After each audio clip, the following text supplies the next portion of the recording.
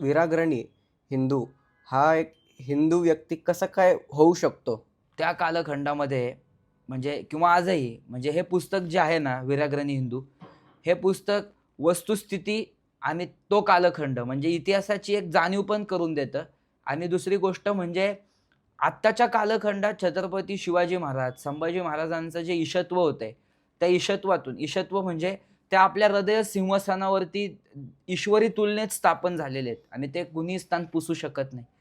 अगदी त्याच पद्धतीने संभाजी महाराजांचा इतिहास आत्मसात करताना वस्तुस्थितीतील दाहकता किती मोठी आहे.